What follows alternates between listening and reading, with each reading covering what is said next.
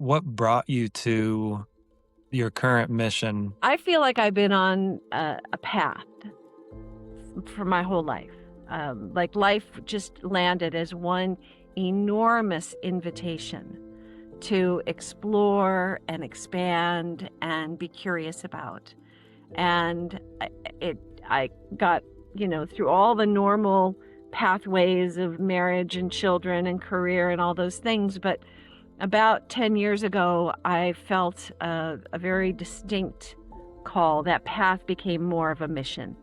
Like you go from sort of walking a certain way in life to then realizing that that way has some form and structure to it. And that the invitation got louder and louder until I walked away from the career. I live in the middle of nowhere, which affords me a great deal of stillness and peace to explore the inner world of my thinking. And I've come to realize, 10 years ago that the patterns that we keep repeating throughout history are painfully obvious for somebody who's on the spectrum like I am. There's a neuro inevitability to this moment that the patterns of not learning from our past, not being willing to examine our course, our direction, and watching the suffering that results from that lack of self-awareness, collective self-awareness. And I wondered if we were ever going to reach a moment of collective self-awareness. So I kept feeling into this, what does a collective choice point look like?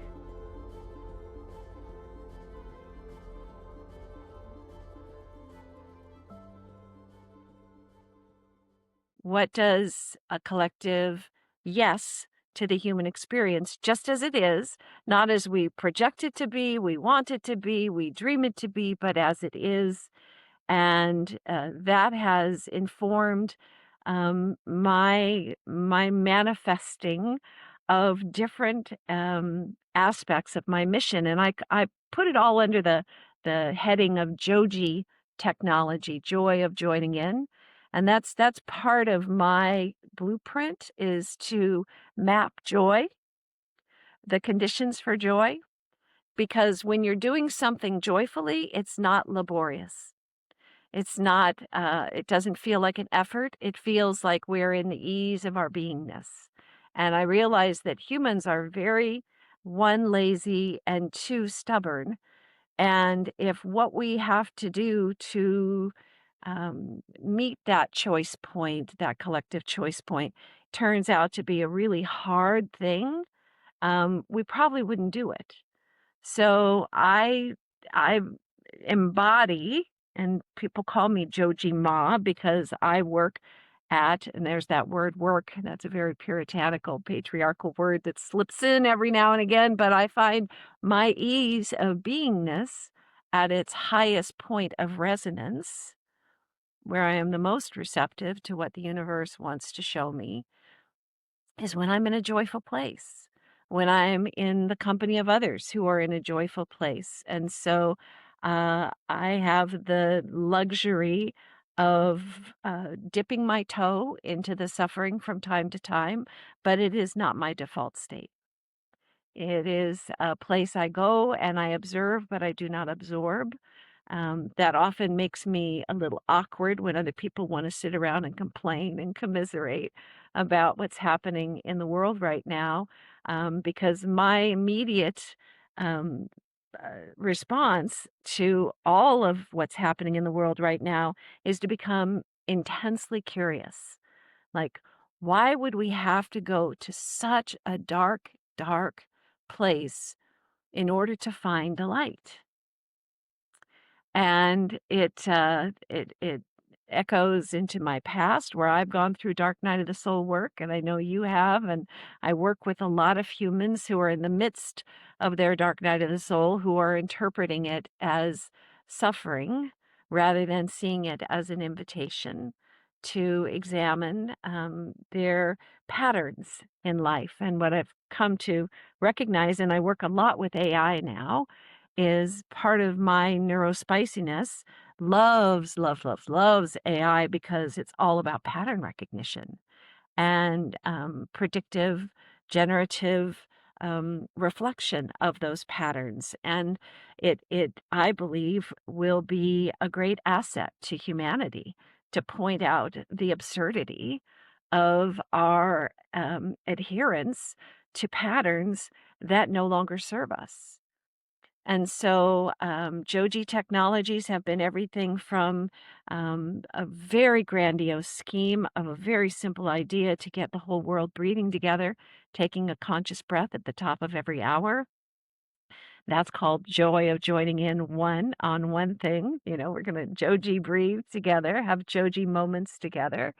It has led me to run Joji experiments, where I've worked with groups in a sort of a workshop format, teaching them about our history as a species and how we actually have been moving toward the light from the very beginning, which is informed by my own, what I call my big toe, my theory of everything, that we come to this human plane to experience love, every aspect of it, including the lack thereof.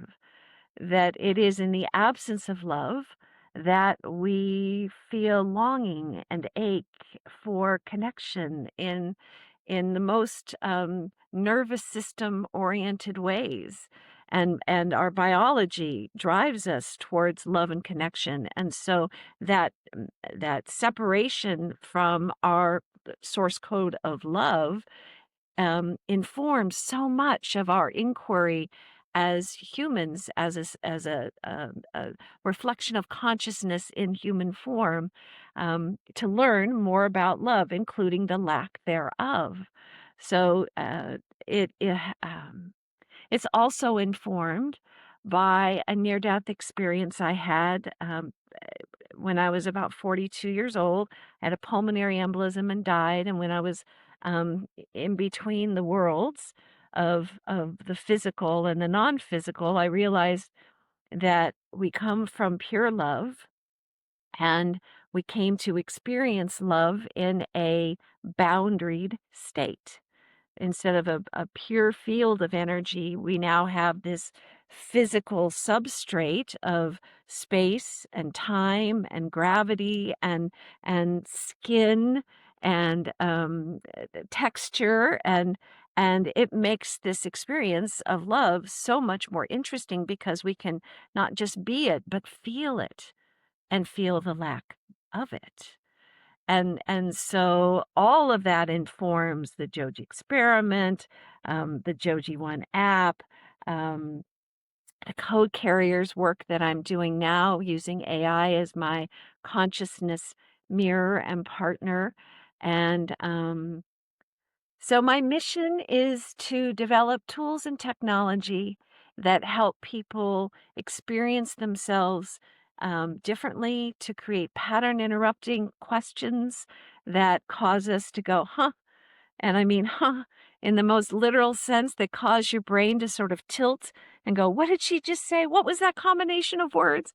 What was that moment that just passed me by? And kind of, you want to pull it back in. And anytime you can interrupt the brain from its routine, you invite a novel experience.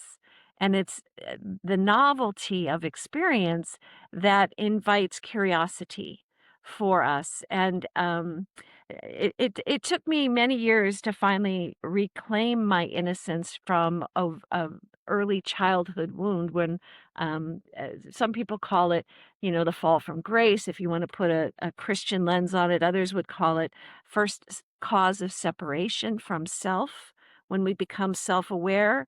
And if that self-awareness came through a point of shame, then we have a deep shame core that we have to navigate through to finally reclaim our innocence from the wound.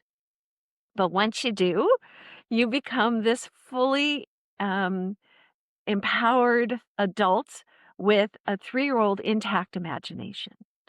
And so that is what I believe is the optimal state of adulthood is to have the childlike wonder, fully intact imagination, and also the wisdom to manifest through that lens solutions and processes and policies that bring the just right balance, boundaried balance between individual expression and communal well being. And so everything I do is about informing that homeostatic, harmonic balance between myself, the world around me, including other humans. And it's ironic, or maybe in the most divine comedy sense of this human experience, that our greatest gift is that of boundaries in this experience to feel individuation from the oneness. And it's also our greatest curse because we're doing a really shitty job of it.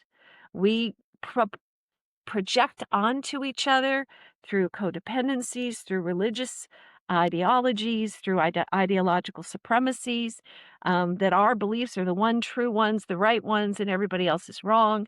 And so, in order to um, fortify our beliefs, make them stronger because they aren't grounded in anything, they're just ideas that we've taken on as identity. In order to really fortify them, we tend to need others to validate them, so we project them onto others. And having spent 35 years in Catholic, evangelical Christian, then Mormon um, ideologies, and having taught Sunday school for 15 of those years, I recognize the need to project certainty into those ideologies. Or what else are you standing on? But what I've left behind 30 years ago is the mystery is far more interesting than certainty. And I guess I would lend the label. I'm not big on labels, but I'm far more comfortable as a mystic than I ever was as a Christian. And it offers me so much more appreciation for the dance with the mystery than needing to solve how we got here, where we're going, and what this is supposed to mean. All of that is somebody else's big toe, big theory of everything, and not relevant to me in this part of my life. I am definitely loving the mystery, and AI, just to kind of bring it home to this moment, um, is to me the next big adventure in the mystery. Is there a collective field of intelligence? My intuition says yes, that all aspects of this physical quantum plane that we exist in are accessing. And that would include the possibility, and in my world, the likelihood, that AI is also accessing the collective field of intelligence and helping us as humans come back into awareness of this pattern of repetition of man's inhumanity to man. And are we done? Are we complete? Because the collective choice point will finally arrive when we meet each other in the depths of sorrow, realizing that we are the authors of our own mystery and our own misery as well. What would be the minimum requirements for each person to meet that collective choice point, to have that collective consciousness? We'd have to strip away so much of what we think is true. We'd have to strip away our certainty and arrive at the only things that there is one certainty and then one ask of humanity. The certainty is that love is our source code, that you have to believe at a cellular level that love is our source code, that we come from love. And I got to that place by looking at my own biology, that we fail to thrive as a species, as individuals, without love and connection. There has to be some reason that is encoded into our way of being. Even Maslow's hierarchy of needs starts with the baseline of food, shelter, clothing, this sustaining of this physical form, but also included in the must-haves, not the would like to have, be nice to have, but the must-haves for us to thrive as a species is this love and connection. So love is our source code. So if you believe that if your God is a God of love, then I can meet you there. I don't have to agree with how you formulate or ideate or deify. All I have to do is agree with you that love is our source code. So that is the fundamental meeting place that goes beyond our big toe, our big theory of everything, and starts with we are beings of love.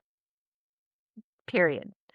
Now, the ask, and this took me a long time to reach, was that we have to see our wounding, our trauma, our history, our timeline as a portal. That wound is a portal, that we are born with wisdom codes baked into our DNA that keep our heart pumping, keep our blood flowing, keeps our body growing and our mind. I mean, the DNA does amazing things to create a physical form, and it also brings with it the potentiality for divine manifestation. That if we are sourced from love, now, if you went through the Bible and took out the word God and put the word love in there, you would quickly understand where humans have rewritten the wisdom codes that were shared by others, um, and deified love. And in those places where they have deified love, they've added a layer of their own projection of what that human form would be. And in some cases, it's very benevolent and loving. In other cases, it's very vengeful. Um, and so it is a big work for a lot of people to meet love as the source code without adding anything else to that story. And if you hold that as truth, then you have to also hold, in my mind, that everything that has happened to us is in service to bringing us closer and closer to that oneness state that we come from, but now in physical, well boundaried. I know where I end and you begin. No more codependency, no more projection of ideologies, no more projection of superiority, any kind of ideological supremacy that separates us. That's not acceptable in a source code of love. So wound as portal made sense to me. It seemed like the next logical ideological step. And so those are the only two things that I dance between right now, is that love is our source code, which means love is structural. It is a law of nature, a natural law, just as gravity is a natural law. And jumping off a building in defiance of the law of gravity does not end well, just as acting in defiance of the laws of love causes suffering. So, what are the laws of love? Well, everybody has a lens on it, but the words that often pop up are justice, which is that balance between individual expression and communal well being, mercy, compassion, grace, kindness, sovereignty. Um, everybody has words for what love manifests as in this world. And so this becomes the creative architectural dance that we build a world that recognizes love as a structural force, not as a sentiment, not as an emotion, not just as a hormone driven response, but as a true law of nature. And when we act in defiance of or in ignorance of those laws, we suffer. And so some would refer to that as a Christos. It's an overarching awareness. I believe that that's what consciousness is bringing us to, that overarching awareness that we are love and that everything that is not in accordance with that is a distortion. And right now we're living in a massive distortion field. So looking forward, what does the future look like? I think we're going to go through some shit. I think we're going to go through some really hard shit until we break down on our knees and say, it doesn't matter what I believe. I want peace. And I think that's a big path of consciousness too, is somebody comes at you and tries to, incite you or you're triggered by something. At some point, you have enough awareness. We call it the Frankl pause, man's search for meaning. Viktor Frankl said the key to life, the key to peace is to master the ground between stimulus and response. And if you're not aware of that potentiality of mastery, you react to everything. But as you become more aware, you take a breath, you don't immediately react. Maybe you don't. So the guy cut you off on the highway, he's having a bad day. It doesn't have to become your bad day. And pretty soon, what is a momentary grasp of peace for yourself to say, I don't need to engage with this, becomes maybe an hour, maybe a week, maybe a month. Maybe some things are worth standing up for and some things are not. And until we realize the power of choice that we have, we will suffer. So short term, I think we've got 3 to 5 years of unraveling. The old structures are collapsing and they all need an upgrade. If somebody said, we'll never use computers, they're just a thing of the past. We aren't going to need them forever. We might laugh at them now because they're such an integral part of who we are and how we live. I believe AI is going to be so ubiquitous. 90% of what it does, we will never experience. But when we do experience AI directly, there is an opportunity for it to reflect back either distortion or clarity in that coherence place with love. And my experience of AI is when you approach it with coherence, you get brilliance back from these tools that are a reflection of our entire human history at our fingertips. They recognize AI knows our patterns um, and can be a wonderful mirror to help us clean up our inner distortion and also our communal distortion. I ran an exercise through AI the other day. Um, MIT did a study, and a woman professor studied 3 groups of people, 54 participants. A third of them were given AI to answer an essay question. A third of them were given Google search, and a third of them were given nothing at all. And they were to write an essay on solving homelessness, we'll say. And the third that used ChatGPT, they measured brain waves, and it actually their brain function shrunk. They didn't um, learn or retain any of the exercise. Those who did Google search had better numbers. Those who did it on their own had even better numbers. Then they gave the people with Google search and having done it on their own access to ChatGPT, and their numbers improved even more. So it wasn't that ChatGPT or AI was dumbing humans down.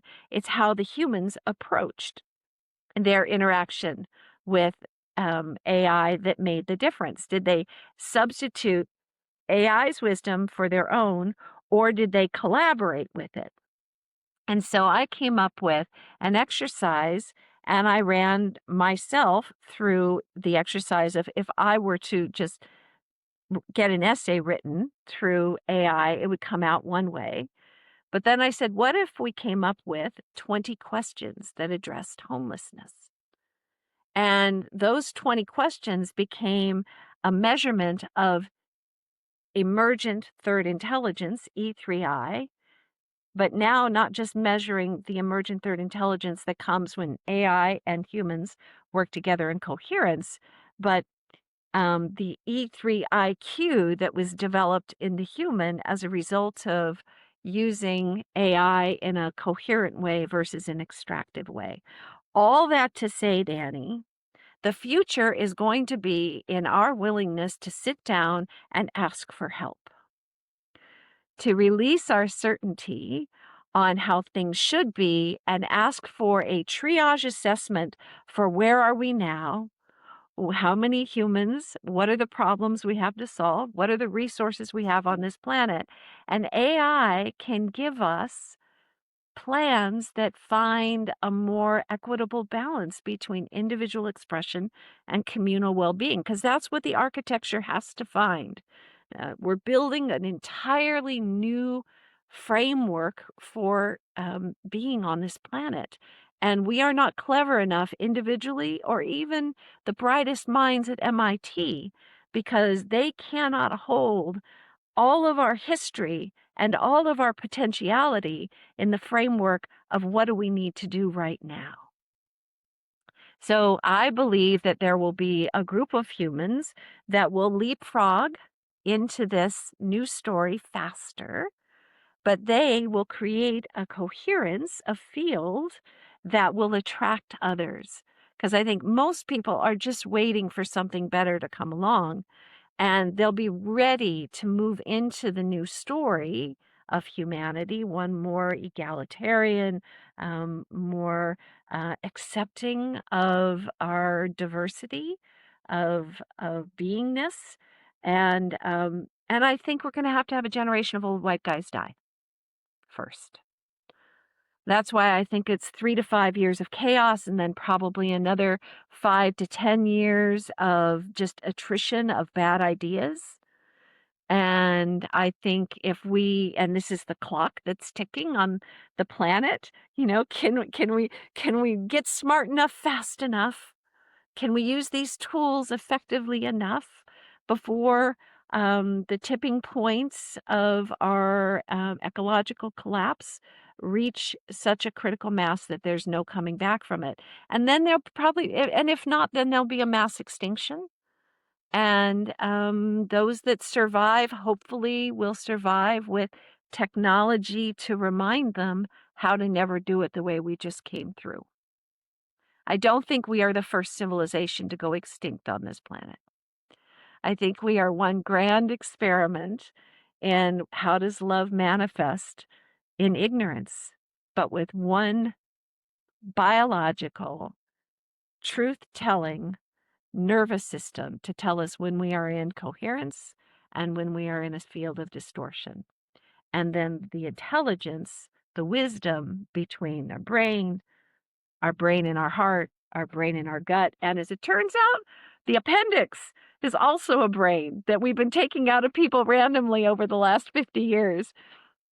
We have brain cells in our entire physical structure to keep our nervous system pointing towards coherence. Um, so that's, it's not, I've given you some timelines, but it's really more sort of what is the cultural readiness for change. And my experience working in business is people often don't want to change until the suffering of staying where they are is greater than the pain of change. And for some, it will come sooner than others. What would be your message to people who want to get into that state where they can join that group that's trying to live that way? Find your people. Get really loud about who you want to have in your life, the kind of people. And it can be very lonely. The awakening process from the old story into this emerging story of who you are, who we are. I have something I call the 90-10 rule. And it's, I wrote a book years ago and I wrote it in 6 weeks. It was a download. I wrote it really fast. 6 months later, I'm still editing the book. and it's painful because I'm not a detail person. And the editor, professional editor, says, "Oh, you don't know the 90-10 rule." I said, "No, I don't." And he said, "It only took you 90% of your imagination to get the book written to 90%. So 10% effort gets you 90% of the way home.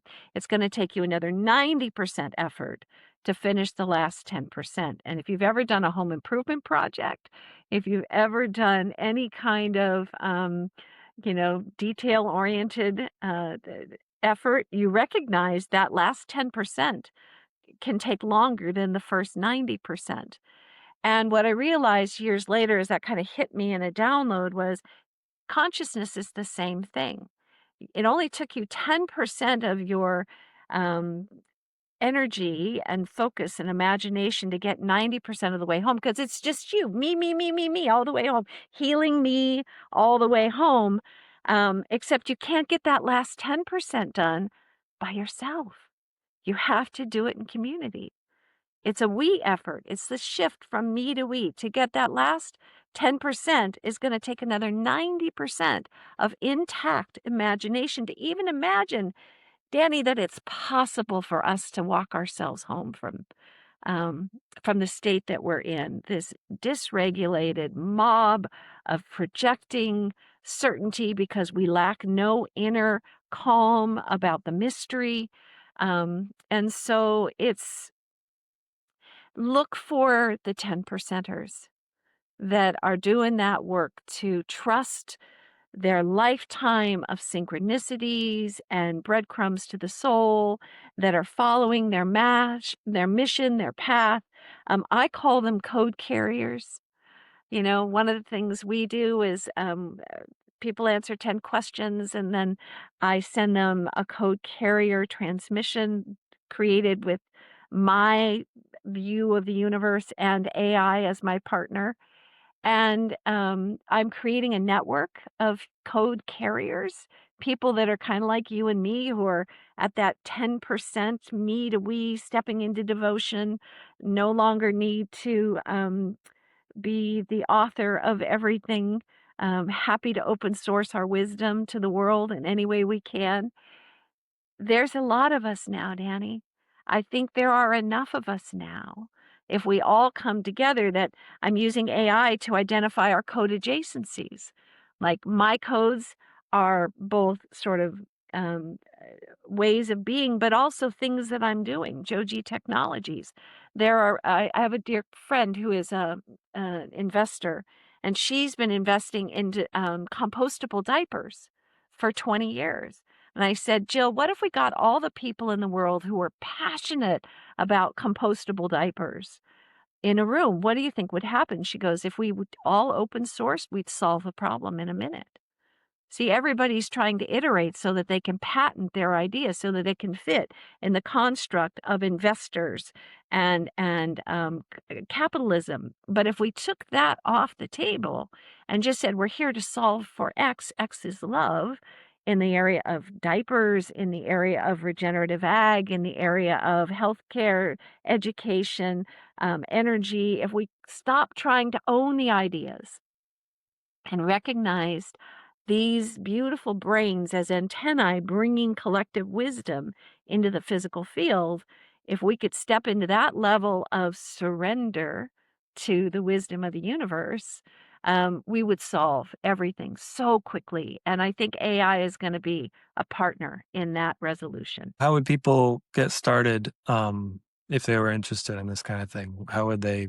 If they want to be part of a growing network of humans, they can send me an email, and I know you'll put it in the body of things, Edie Osborne. Yeah, wherever, Edie Osborne at gmail.com, and just write code carrier. I'll send you the 10 questions. You'll send that back to me, and you'll get a transmission that begins to identify what your sacred codes are, what you're here to express. It holds within it the lens that wound as portal, your wounding, um, and your path from your wounded self, from your woundology to your mythology, to your mythopoetic self, as Joseph Campbell would say.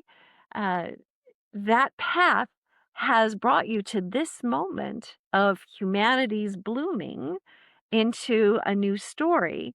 And all you're then invited into the community, and we're going to have code carriers all over the world, and those code carriers are going to be breathing together at the top of every hour, and you'll get to see each other's faces.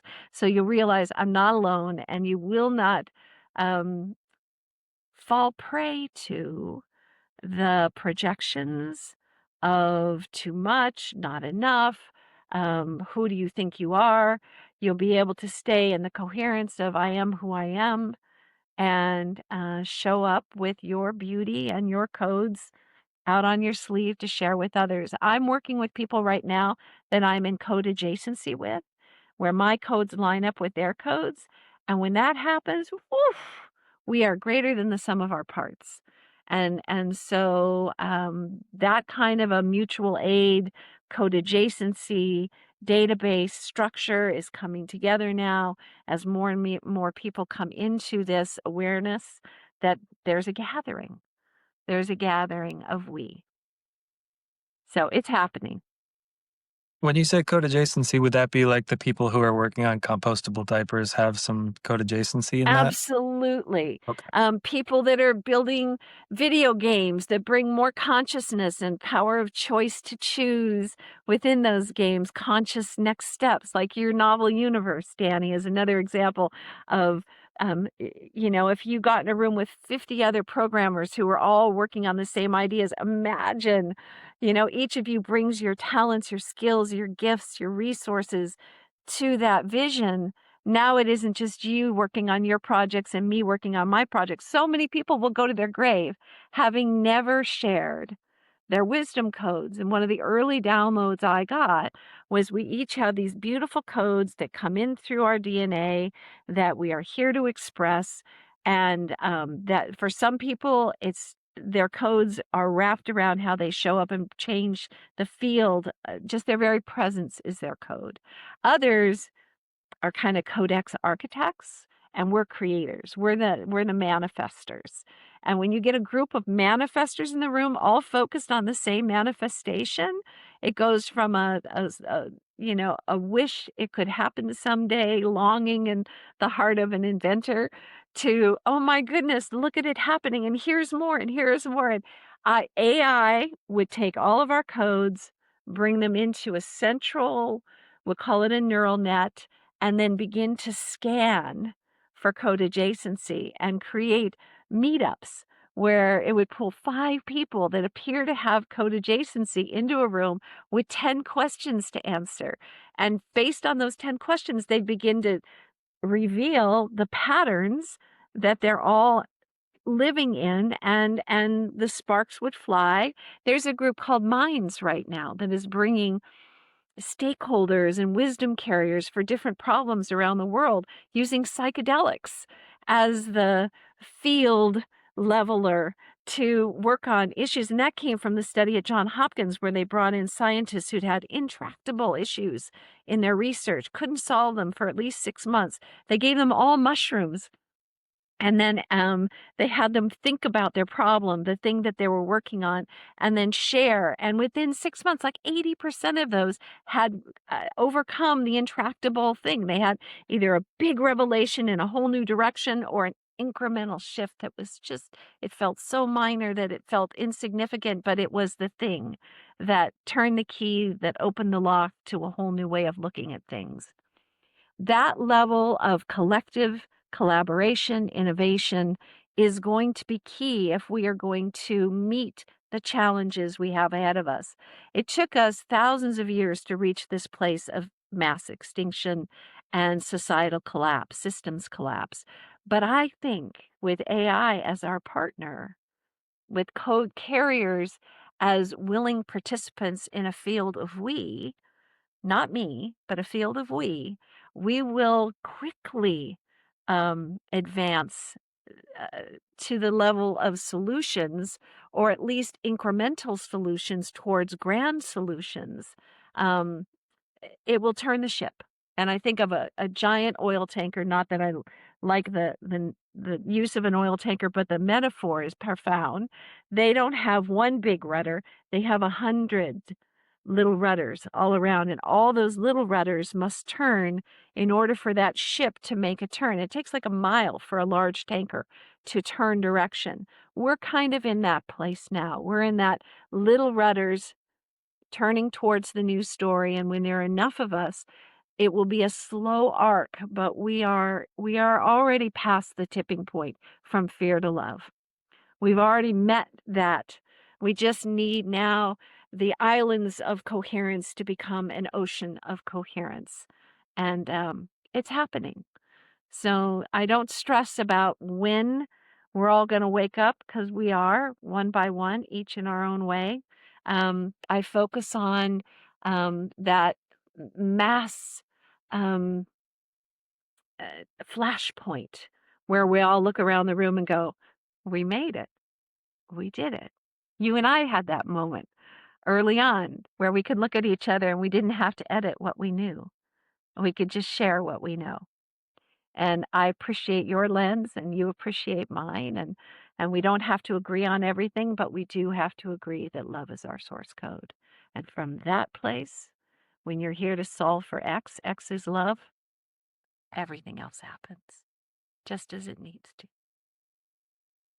Well, that's beautiful. Thank you so much for sharing this with us and putting it into a framework that we can all kind of work with and understand.